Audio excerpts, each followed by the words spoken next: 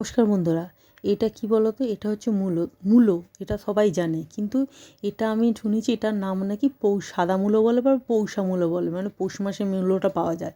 তো এই মূলোটারই ভাজা করব। কি করেছি, প্রথমে মূলোটাকে একটুখানি ঝিরিঝিরি করে আলু ভাজার মতন কেটে নিয়েছি।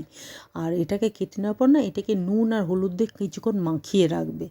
মাখিয়ে রাখলে দেখবে, আর এই মূলোটা না একটু যদি নুন হলুদ দিয়ে মাখিয়ে না, সেই যে মূলোর যে একটা গন্ধ থাকে না, সেইটা কিন্তু এই মূলোতে পাওয়া যায় না। আমি মূলো খাই না, আমি মূলো একদমই পছন্দ করি না, কিন্তু আমি এই মূলোটা খাই, কারণ এই মূলোতে না, সেই মূলোর যে একটা গন্ধ থাকে, সেই গন্ধটা এই মূলোতে পাওয়া যায় না। এবার কিছুক্ষণ মানে 10-15 মিনিট যদি তুমি এরকম নুন হলুদ দিয়ে ভিজিয়ে রাখো না, তাহলে দেবে ওটা সফট নরম হয়ে যাবে। আর ওটা না চিপে চিপে জলটা বার করবে, মানে যেটুকু যেটুকু গন্ধ, মূলোর একটা গন্ধ থাকে, এই মূলোটাতে একদম একদম মাইল্ড একটা গন্ধ থাকে, সেইটা চিপে চিপে জলটাকে বার করে নেবে।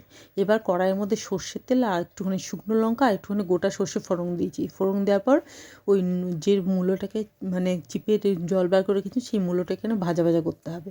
তো এটাতে বেশি কোনো জিনিস লাগে না। আমি এখানে একটুখানি সামান্য নুন দিচ্ছি, কারণ যেহেতু নুনটা অনেকটা বেরিয়ে যায় জলের সাথে, আর সঙ্গে দিয়েছি 1 চামচ চিনি দিয়েছি। এটাকে ভালো করে কন্টিনিউ অল্প আছে স্লো ফ্লেমে এটাকে অল্প আছে এটাকে নাড়তে নাড়তে নাড়তে নাড়তে ভাজা করতে হবে। তোমরা খেয়ে দেখো, এটা খেতে দারুণ লাগে। আমি মূলো খাই না, কিন্তু আমি এই মূলোটার পৌষা মূলোর ভাজাটা আমি খাই।